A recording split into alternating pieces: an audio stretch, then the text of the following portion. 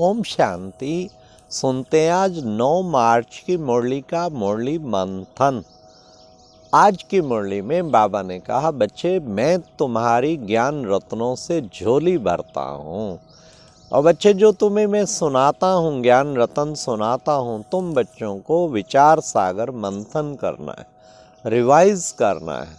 बच्चे एकांत तो बहुत अच्छी मिलती है, एकांत में बैठ के तुम बच्चों को रिवाइज करना है, नहीं तो बच्चे दिन में माया भुला देती है। तो आज एक संकल्प करें, हर घंटे प्यारे बाबा के 8-10 महावाक्य बार बार बुद्धि में घुमाने। और बाबा ने कहा फिर विचार सागर मंथन करना है, उस पॉइंट की फिर थोड़ा बुद्धि में मंथन में जाना है, गहराई में जाना है।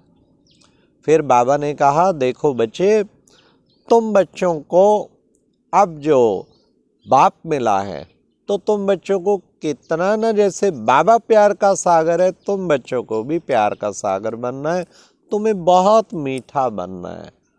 बाबा ने कहा अपने आप से बातें करना है, हाँ, कि हम कैसे 84 जन्म लेते लेते लेते अब आकर पतित बने, अब फिर बाबा आकर हमें पावन बनाता है।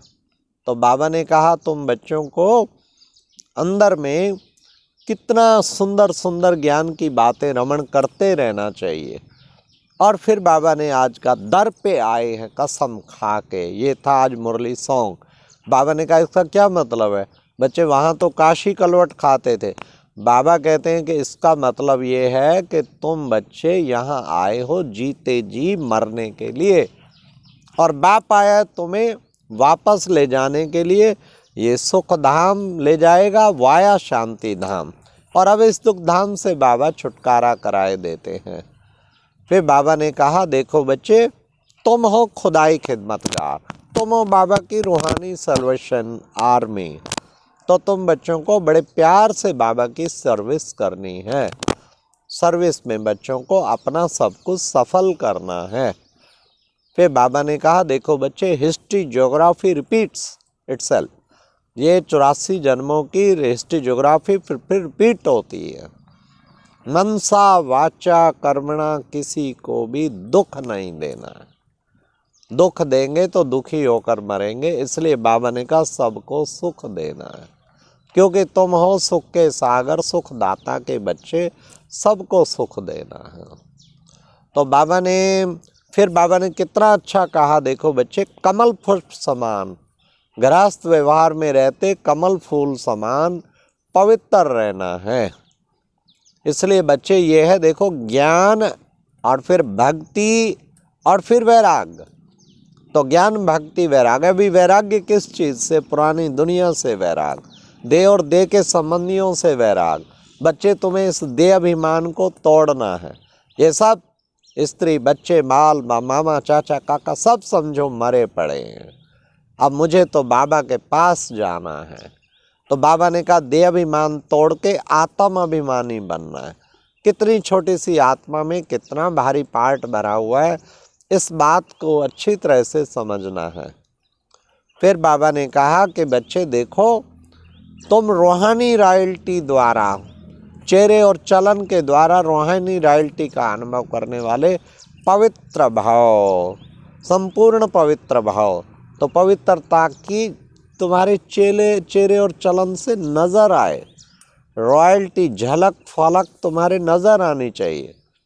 कितनी पवित्रता की झलक और फलक नज़र आ रही है, वो बाबा ने कहा सबको नज़र आनी चाहिए। इस तरह बाबा ने आज विशेष ये कहा कि बच्चे देखो, तुम बच्चे चलते फिरते उठते बैठते बच्चे बाप को दिल से याद करो। याद बाबा को वर्षा याद करेंगे तो बाबा की याद स्वतः आएगी। कितना ऊंचा बाबा हमें वर्षा दे रहे हैं। बाबा आए हमें राजाओं का राजा बनाने, इसलिए बच्चे सुबह उठ के पुरुषार्थ करो। 3-4 बजे उठकर बाबा ने कहा ये कैसे सृष्टि चक्र फिरता है, ये बुद्धि में घुमाओ तो तुम्हें कितना खुशी का पारा चढ़ जाए।